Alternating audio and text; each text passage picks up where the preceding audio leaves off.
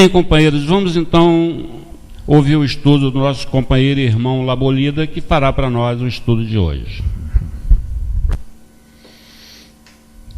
Queridas irmãs, queridos irmãos, que a paz do Senhor Jesus esteja conosco, nos inspirando, nos sustentando. E com muita alegria que estamos novamente na casa de Eurípides, esse educador ímpar, esse médium extraordinário que no curto tempo da sua vida trouxe para nós seu exemplo e o seu trabalho que perdura e perdurará para sempre entre nós. A nossa reflexão na noite de hoje é sobre o livro dos Espíritos, do capítulo 10, da Lei da Liberdade. Nesse capítulo, então, Kardec resume as questões que ele formula aos espíritos superiores em relação à liberdade.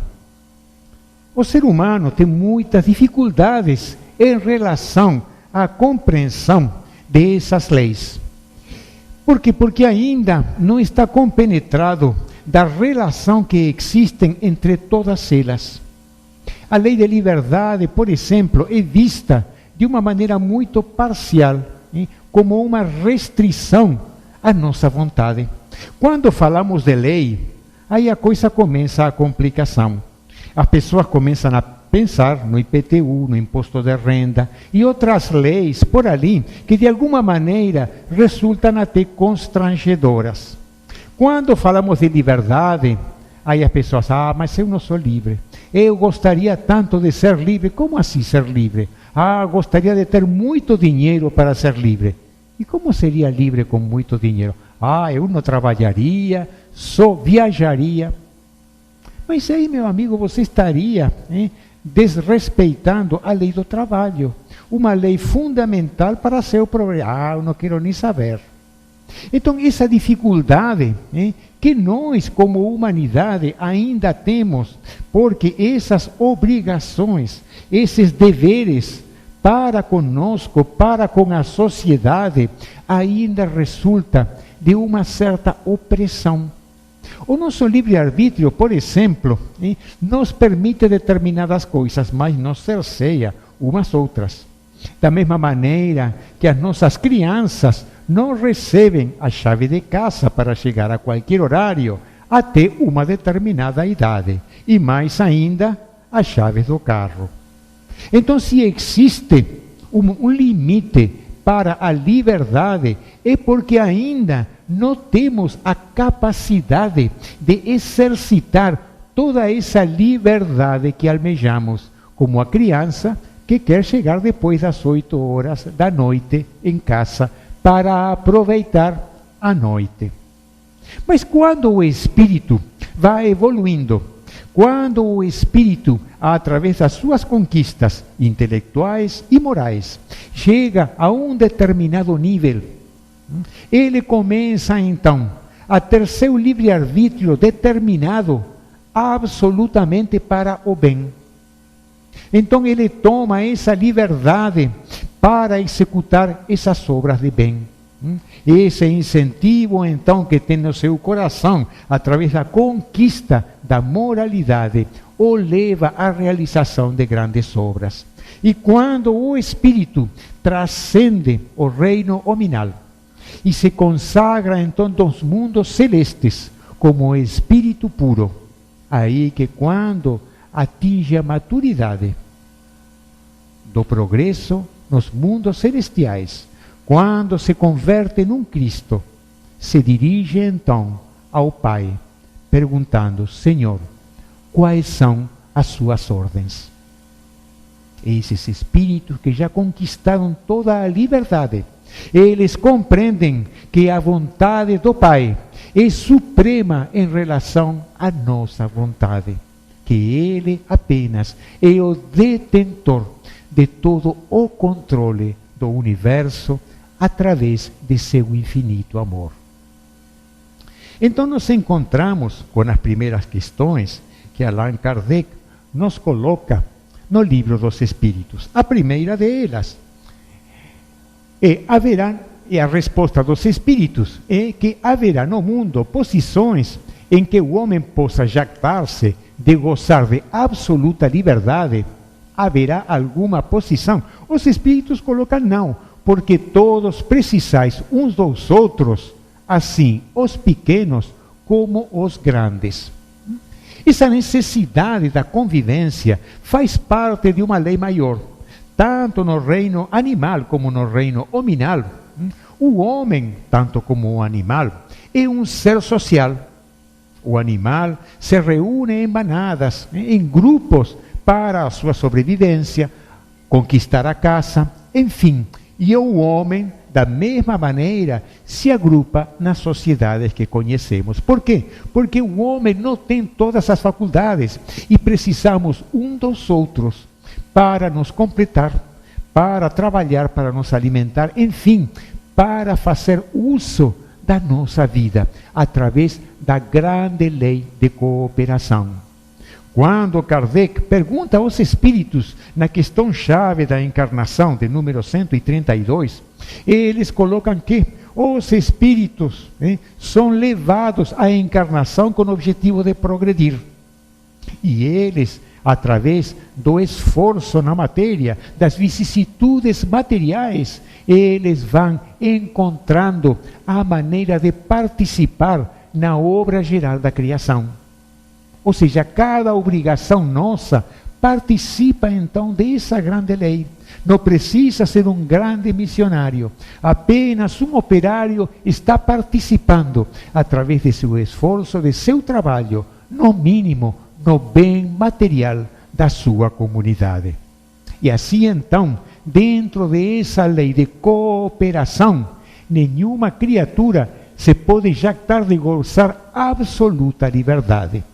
Mas Kardec, ainda colocando para os espíritos o caso extremo de perguntar em que condições poderia o homem gozar de absoluta liberdade.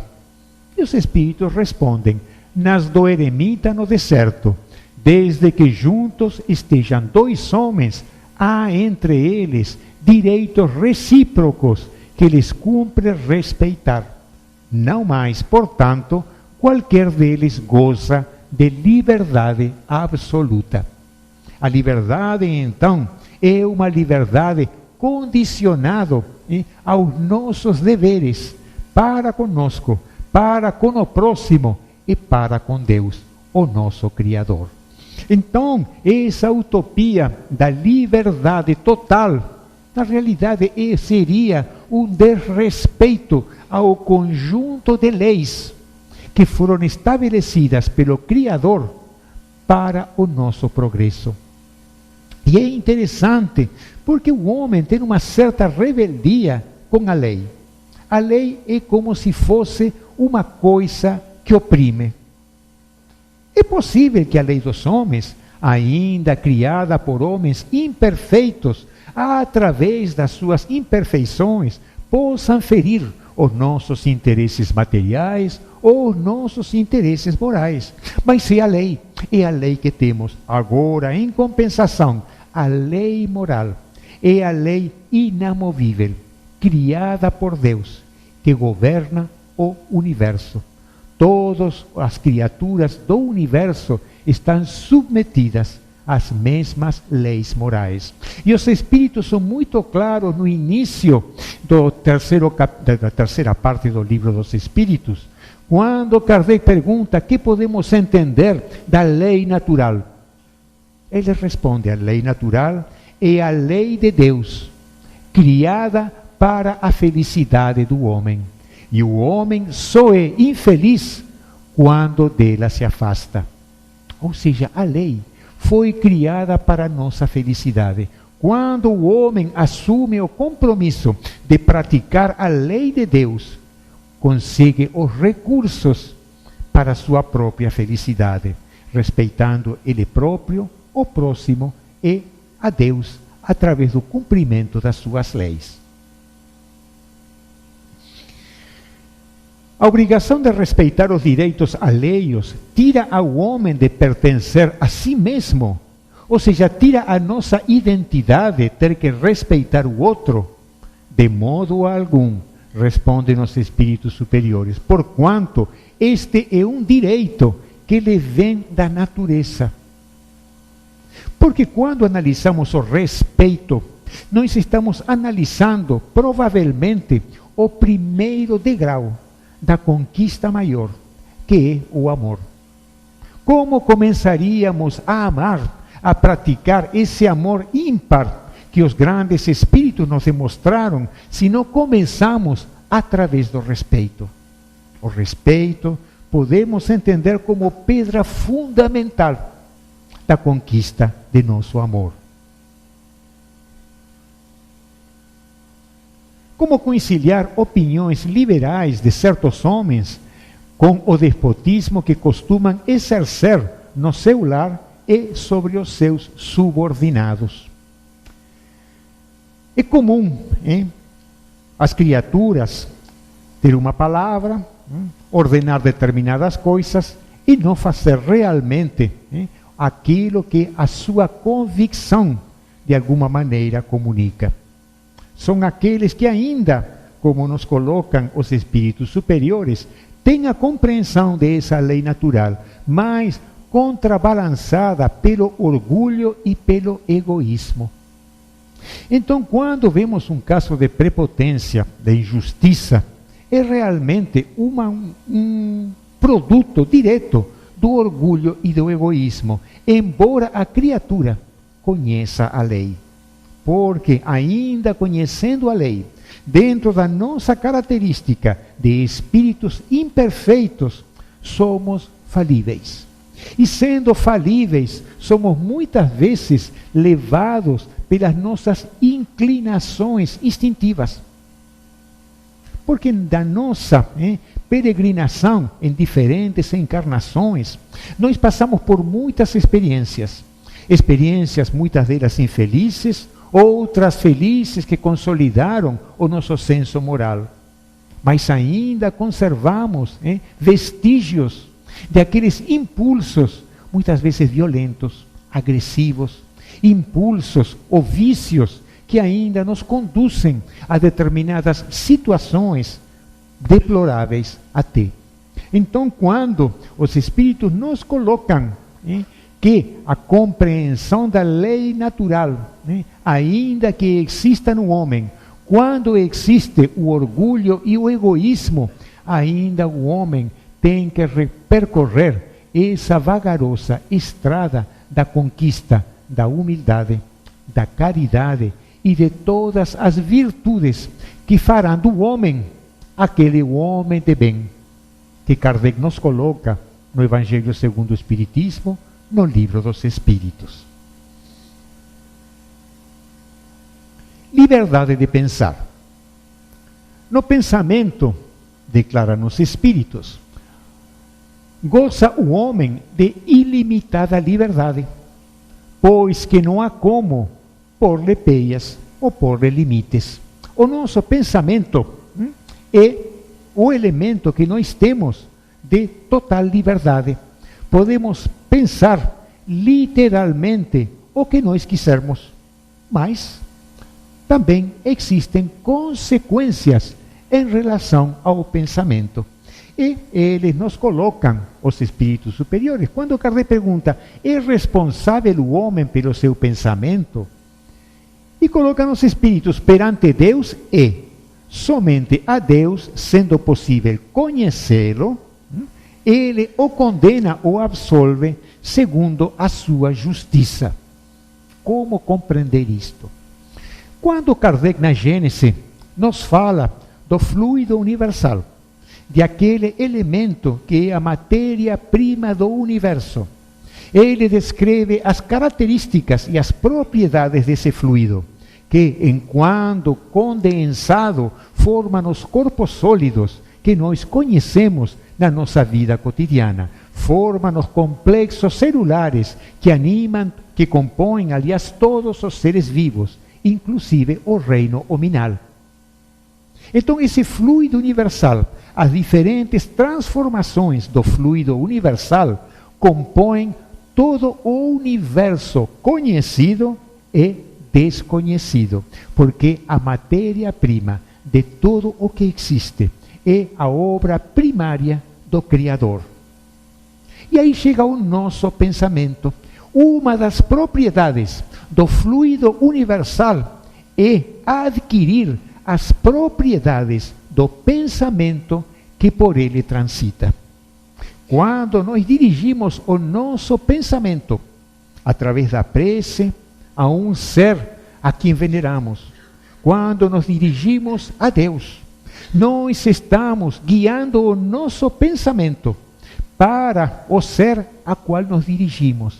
E nesse momento estamos dando qualidades a esse fluido universal que nos rodeia e que marca como se fosse um canal condutor entre nós e aquele a quem nos dirigimos a prece. Quando nós estamos com pensamentos de alegria, nós como que imprimimos esse pensamento benévolo ao fluido que nos rodeia.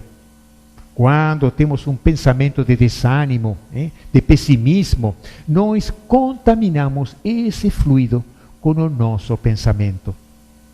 Mas quais são as repercussões? São muito sérias. Os fluidos que rodeiam a Terra, nos colocam nos espíritos, estão contaminados pelos pensamentos do ser humano. Quais são os pensamentos do ser humano? Nos mundos de provas e expiações, o mal predomina sobre o bem. Predominando então o mal sobre o bem, a nossa psicosfera será consequentemente muito deletéria. E o efeito colateral, aliás, nem colateral, o efeito direto é que essa psicosfera nos afeta em nosso pensamento também. E muitas vezes nós registramos esse fato quando chegamos a algum local e falamos: ai gente, que ambiente pesado que era aquele local, que coisa. E não era nem pelo cheiro, nem pela limpeza, o local estava até esterilizado, uma limpeza, um cheirinho bom de desinfetante, mas o ambiente era pesado. É a psicosfera que muitas vezes, através de pensamentos negativos, fica condensado em determinados lugares. Então, essa responsabilidade do pensamento está conosco. Por isso que, quando coloca nos espíritos perante Deus, é responsável em relação ao que pensa. Então, o nosso pensamento, que voa muitas vezes de um lado para o outro, e que achamos muitas vezes que está até fora do controle, é a nossa próxima etapa de progresso enquanto às nossas possibilidades. O homem já conquistou o movimento, reter o movimento agressivo. Já não é mais aquele selvagem que em qualquer incitação ele promovia aqueles atos de violência. A palavra também está controlada. Através do verniz social, através da educação, o homem então já aprendeu, pelos bons modos, a controlar a palavra. Mas a nossa próxima fronteira então é o pensamento. O pensamento que muitas vezes surge intempestivamente, de alguma maneira disparado por alguns acontecimentos, ou no trânsito, ou na nossa vida de relações, ou na nossa família. Nesse momento, então, o nosso pensamento, irradiando muitas vezes contrariedade, e até nervosismo ou pessimismo, está nesse momento irradiando essas qualidades no fluido que nos rodeia. Mas nós sabemos que qualquer pensamento positivo, por outra parte, consegue dissipar essas nuvens de miasmas criadas através de pensamentos malévolos. E os espíritos nos fazem uma analogia muito simples. Por mais oscura que seja uma noite, um simples fósforo consegue quebrar. Uma simples prece, um pensamento benévolo conseguirá dissipar as trevas, a escuridão, os miasmas, as formas, pensamentos negativos criados no ambiente. Agora, quais são os pensamentos da humanidade? Quais são os pensamentos nossos, como espíritas, quando ouvimos aquelas notícias maravilhosas do Jornal Nacional? Onde que vai o nosso pensamento? Vai na crítica, vai no julgamento, ou vai numa prece para esses nossos irmãos equivocados? Como é o nosso pensamento? O Senhor Jesus nos falava: não julgueis para não ser julgados. E, com a mulher adúltera, coloca para os homens que queriam apedrejá-la: atire a primeira pedra quem estiver sem pecado. E hoje podemos, até fazendo uma analogia a essas palavras do Senhor Jesus, dizer: atire a primeira pedra aquele que tenha no seu computador somente programas credenciados, nenhum programa pirata. Atire a primeira pedra aquele que nunca colocou um dependente independente na declaração do imposto de renda. Aquele que nunca avançou um sinal, porque não tinha ninguém. Principalmente, não tinha nenhum guarda, que é o mais importante. Então, quando nós colocamos o nosso julgamento para esses outros irmãos infelicitados pelo seu próprio instinto, muitas vezes de poder, que surgem na atual encarnação, porque têm uma experiência pretérita de transgressões dessa lei, nós condenamos. Vamos continuar com esses nossos raciocínios.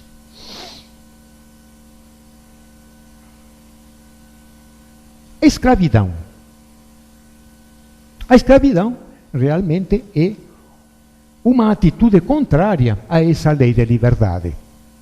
É contrária à lei de Deus, é um abuso da força, mas desaparece com o progresso das instituições, o progresso das nações, o progresso da própria legislação. A escravidão nos dias de hoje é uma coisa praticamente extinta no mundo. Apenas haverá alguns países que ainda o progresso moral não tenha atingido, onde poderá perdurar alguns costumes, alguns hábitos dessa escravidão.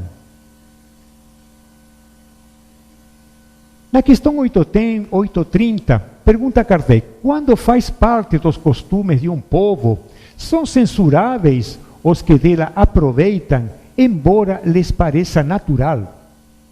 Existiram povos, durante a história da humanidade, em que a escravidão era uma coisa natural.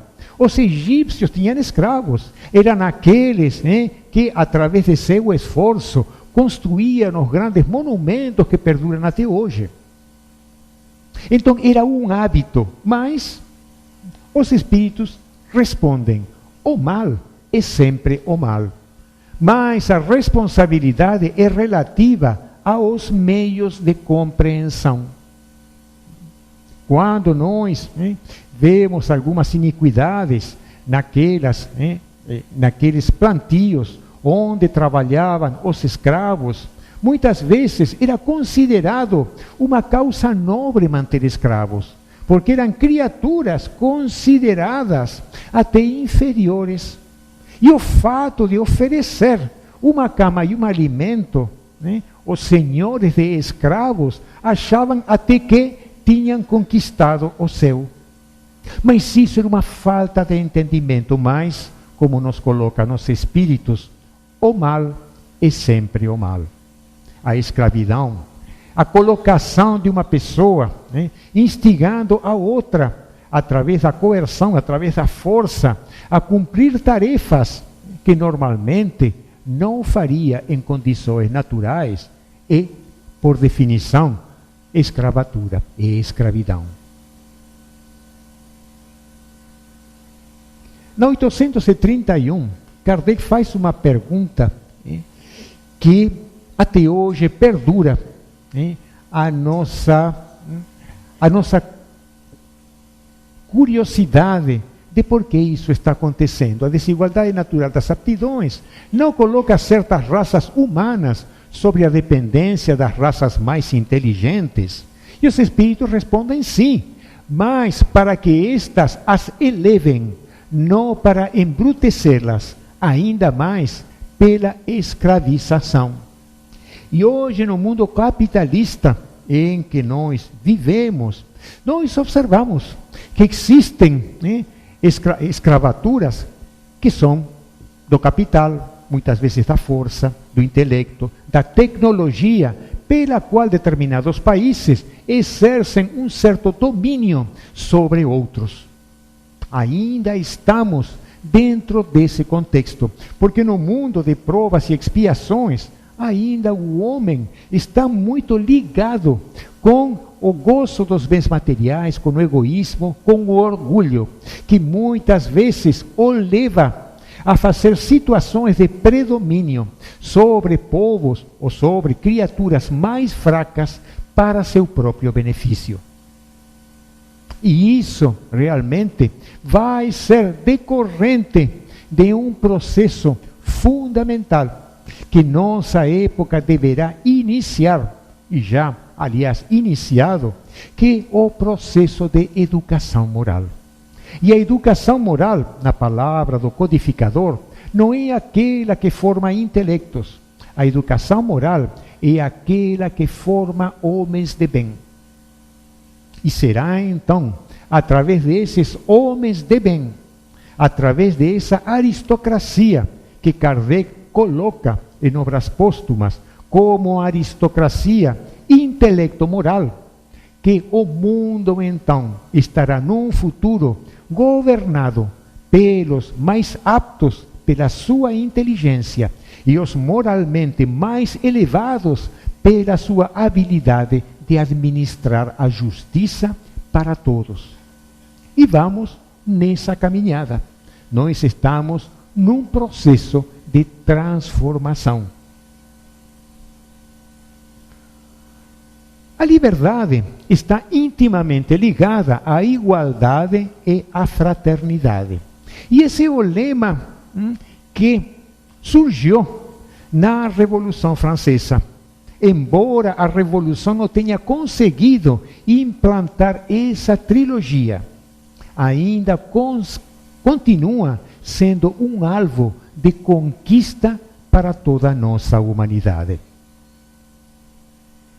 O egoísmo e o orgulho são os obstáculos para essa trilogia se consolidar. A igualdade e a liberdade são decorrências naturais da fraternidade, porque sem fraternidade não seria possível nem a liberdade nem a igualdade.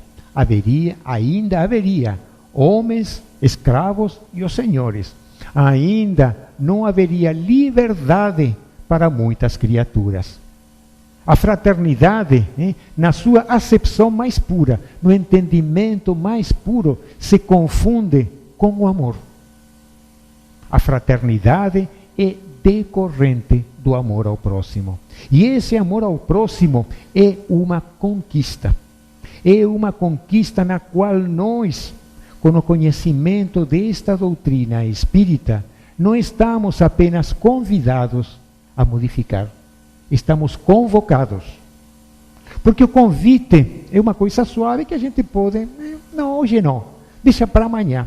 Mas a convocação não é assim. E nós, pelas mensagens que o amoroso Dr. Bezerra de Menezes nos coloca sobre a necessidade dessa nossa reforma, mais uma vez, nos coloca nesse patamar de responsabilidade, de melhorar este mundo, começando por melhorar nós mesmos.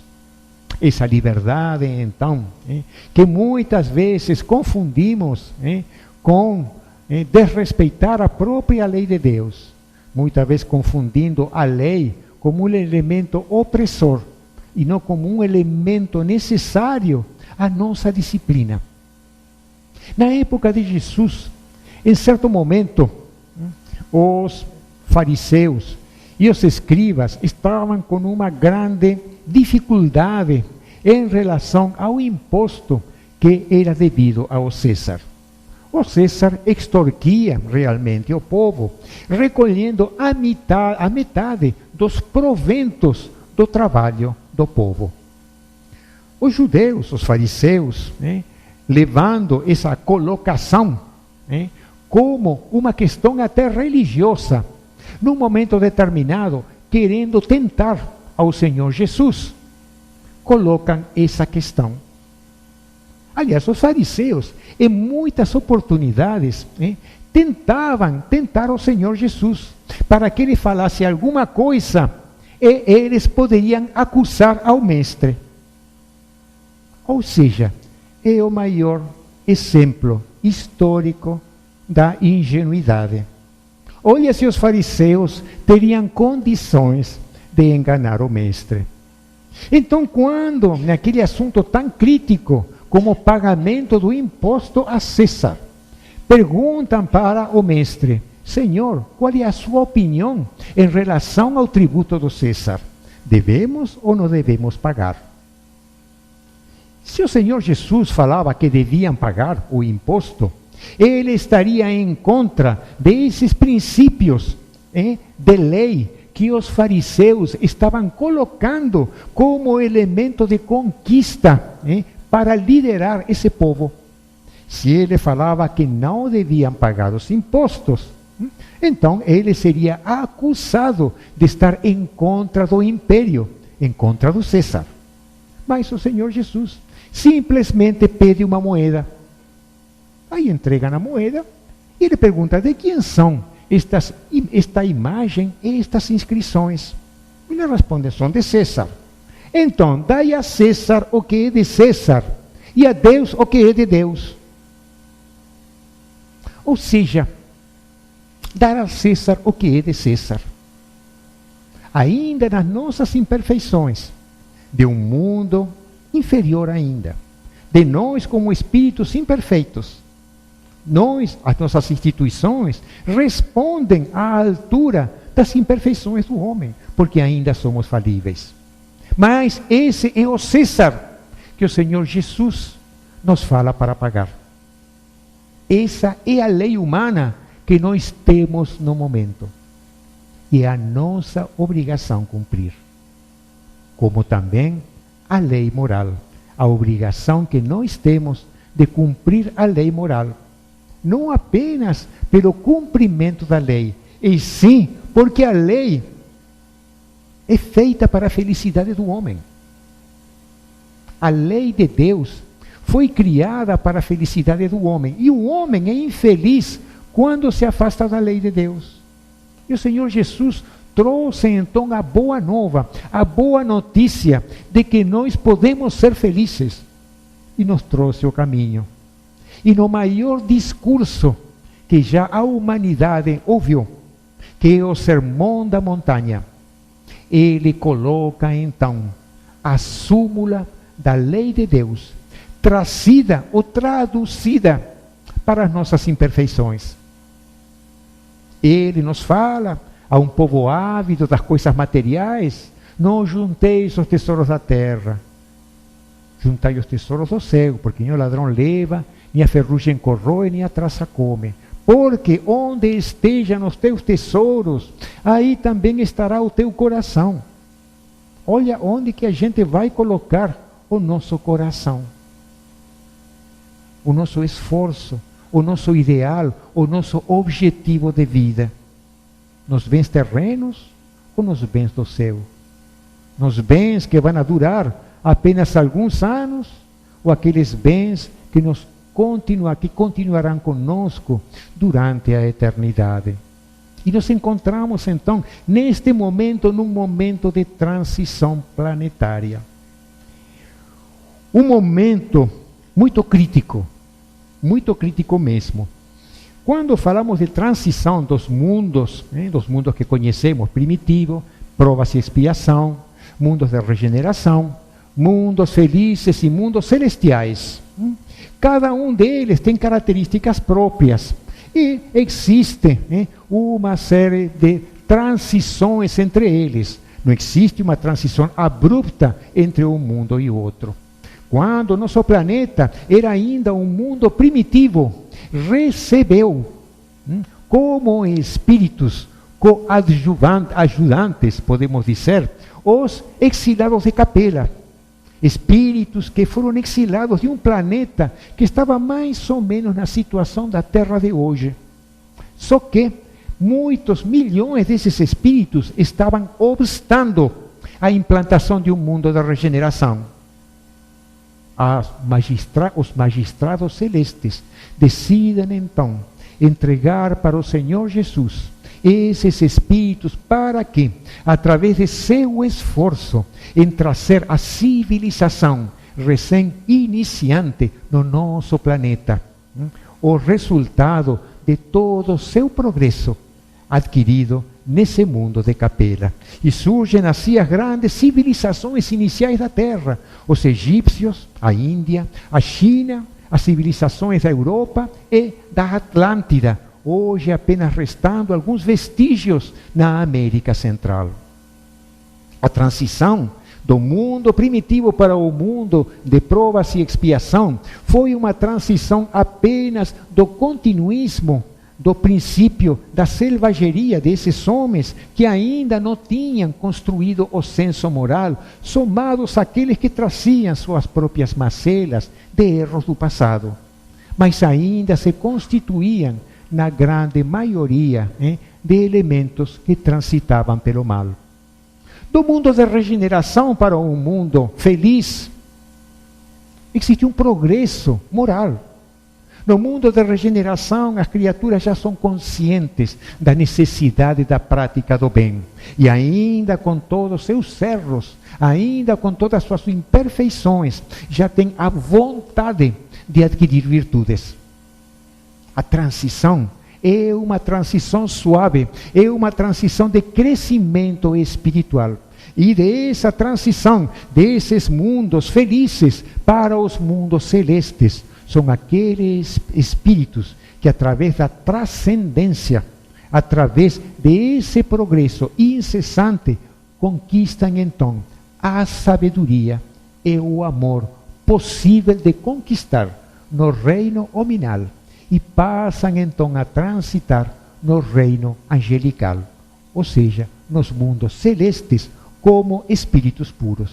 Mas a transição entre um mundo de provas e expiação para um mundo de regeneração é um salto quântico, porque estamos passando do mal para o bem. Os mundos de provas e expiações se caracterizam pela supremacia do mal sobre o bem. E no mundo de regeneração, essas forças são equilibradas, mas seus habitantes são conscientes da necessidade de progresso.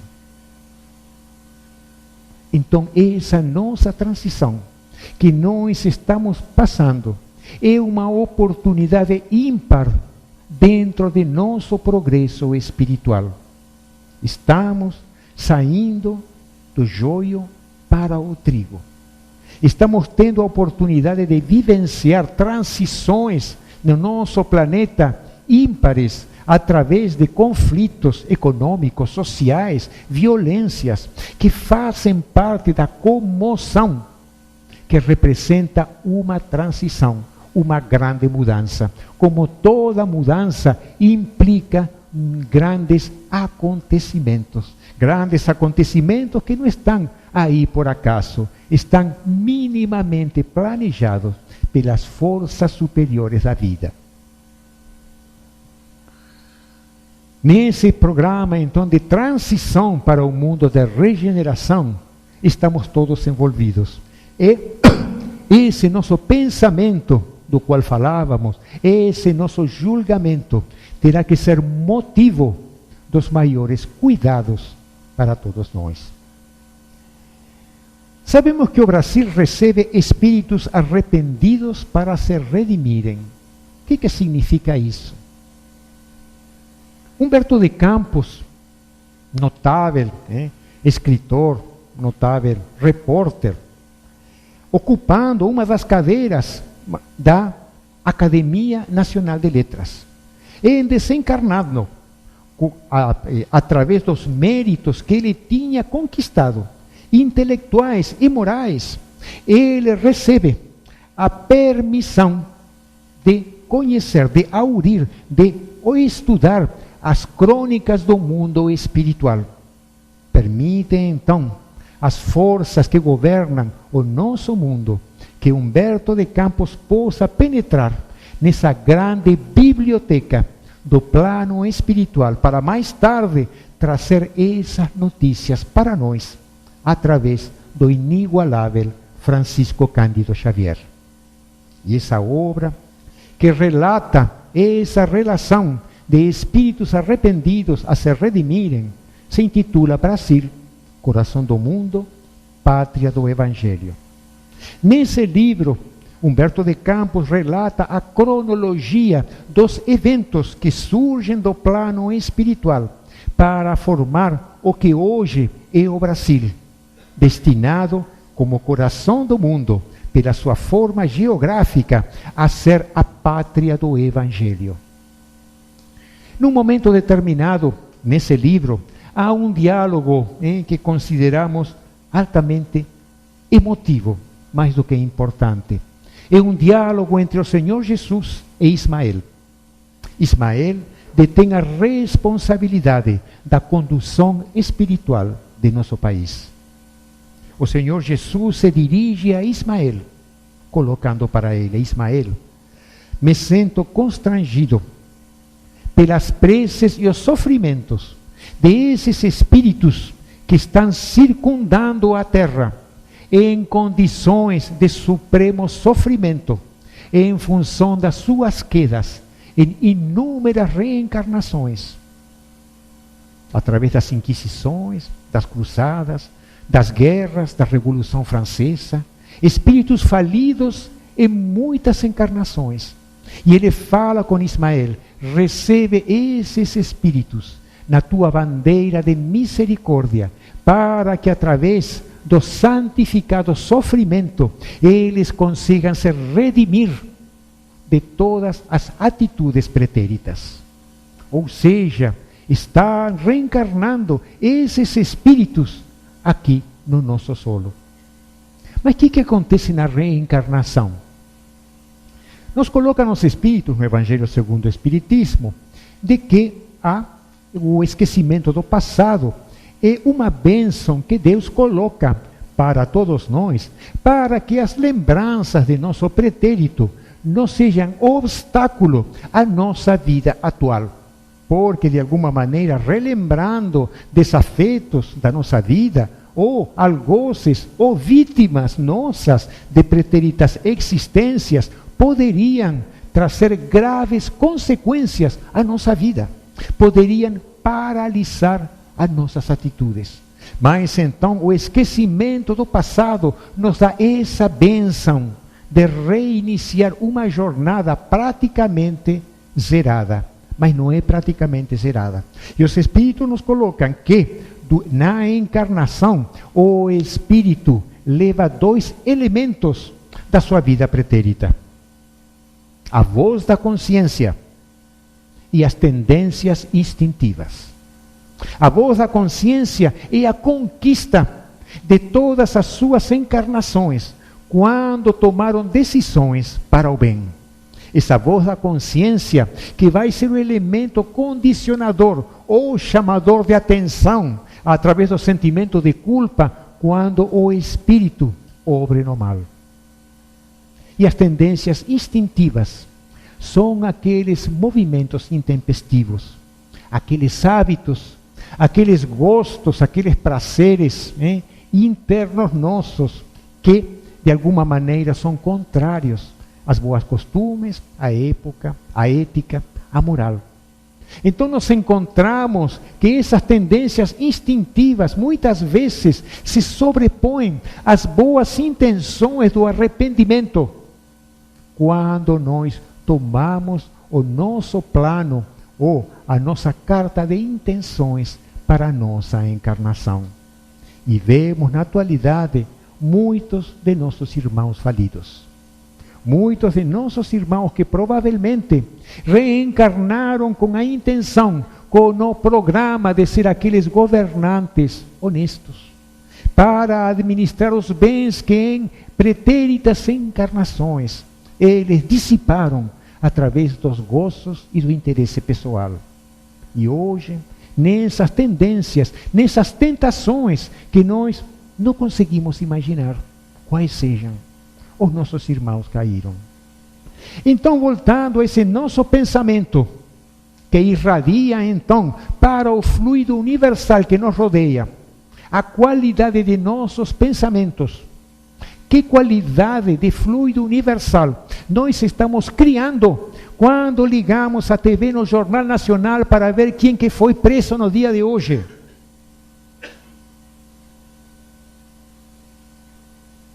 Ou quando ficamos até satisfeitos quando um irmão cometendo um crime é abatido pela força policial. Esse é nosso panorama mental. O que nós pensamos é o que nós somos. Mas pior do que isso, nós transmitimos esse nosso pensamento através da contaminação da psicosfera que nos rodeia. O Dr. Becerra de Menezes nos conclama ao pensamento no bem, na paz, na harmonia.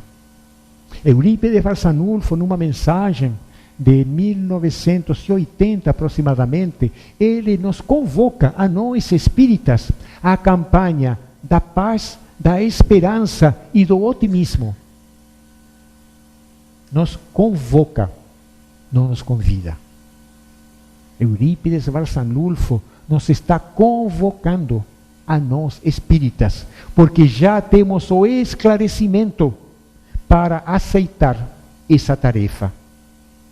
Hoje em dia, na nossa condição, às vezes, com poucos recursos morais, com poucas capacidades para fazer as grandes tarefas cabíveis a um missionário, nós podemos fazer a nossa parte, através do pensamento, através da atitude benévola, através do perdão, através de amar os nossos inimigos. Porque aquelas criaturas que de alguma maneira cometeram os grandes erros na administração pública, podem-se até considerar os inimigos da sociedade. Mas quem são os inimigos? Quem consideramos que é o nosso inimigo? Aqueles que nos prejudicam. Esse que é o nosso inimigo. Temos alguma coisa contra ele porque ele nos prejudicou. Olha o nosso interesse pessoal novamente agindo no nosso pensamento. Olha a importância dessa campanha do professor Eurípides, da fé, da esperança e do otimismo.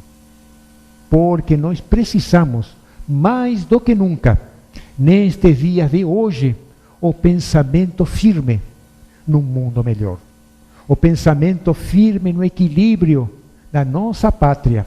Hoje em dia, com tanta atitude de violência, de imoralidade, de injustiças, precisamos que o nosso pensamento seja aquele fósforo que é aceso na maior das escuridões da noite, possa dar aquela mínima luz que consegue quebrar todas as sombras.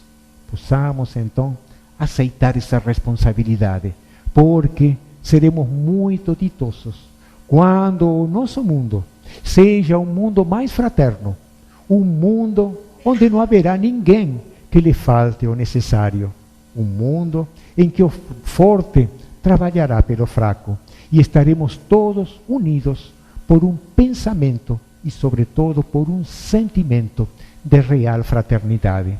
Esse será o mundo de regeneração que acontecerá no nosso planeta. Não temos ideia de quanto, mas os Espíritos nos colocam que é iminente a chegada dessa nova realidade. Que possamos, então, aceitar essa convocação. Aceitar essa convocação a partir da vigilância de nossos pensamentos. a partir da observação de que tudo que acontece é absolutamente planejado e necessário. É o escândalo que nos falava Jesus há 2000 anos. Porque deixai que venha o escândalo, porque o escândalo há de vir. Mas sai do homem pelo qual o escândalo venha. Possamos ser aqueles elementos dissipadores das trevas, aqueles elementos de esperança, através da fé, do otimismo e da confiança de aquele que dirige o nosso mundo, o Cristo que conhecemos como Senhor Jesus, autor deste mundo, de todas as formas vivas, que está ao nosso lado, permanentemente exercendo a infinita justiça, amor e igualdade. Possamos então, aceitando esse convite, nos tornarmos cooperadores, em pequena escala que seja ainda, desse grande processo de transformação, começando pela transformação de nós mesmos. Muita paz a todos.